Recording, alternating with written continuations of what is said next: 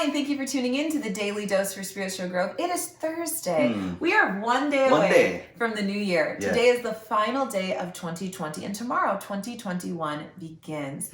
Now, we have been talking this week about endings and beginnings, and today we're going to talk about how endings can be very much surrounded by grief. When something ends, it can be really hard. It can be. It can be really painful. Yeah. We recognize that. The ending of a job, of a season of life, like being single or college. And although you can be excited about the new thing coming, there can be a grief in what is no more. We're going to actually share a story with you from the book of John about Jesus's ascending into heaven and leaving the disciples That's behind. right. Now, Jesus obviously knew exactly what he was going to do and when he was going to do it. And he was explaining this to the disciples. Yeah.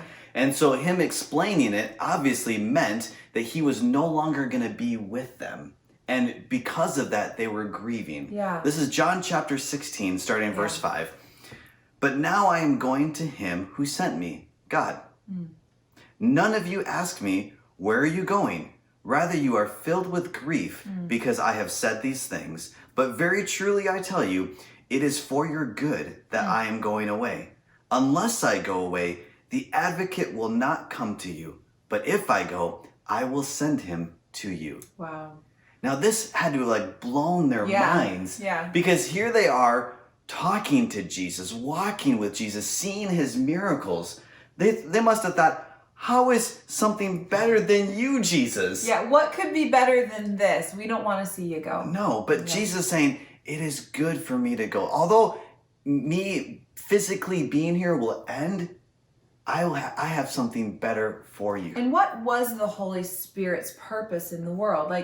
What did Jesus mean by it's going to be better for you that I go because then I can leave him with you? Well, the Holy Spirit is the very presence of God. So in the Old Testament, it talked about the altar and the Ark of the Covenant, and that was all wiped away. And now, because of what Jesus did, now we have access to God all the time. Yeah. It's the through the Holy presence Spirit. of God. Yeah. It's whenever you feel God, you feel his peace, you feel his comfort, you feel his love. Whenever you experience the goodness of God, forgiveness, strength in the face of trial, that's the Holy Spirit working in our lives. That's right. And Jesus couldn't physically, in the flesh, be everywhere at once. No. But the presence of God through the power of the Holy Spirit can be with all of us at once. That's right. I am always marveled at the fact that we're sitting here in our home, experiencing the presence of God. Yeah. And you are too, wherever you are. That's right. That was made possible by the Holy Spirit. That's right. And it was better for Jesus to leave. It was.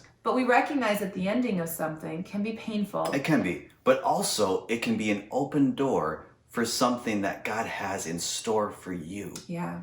So think today and pray today as one year is coming to an end. Maybe reflect on other things that have come to an end in your life that maybe were very painful. But what did God bring you through that to see on the other side?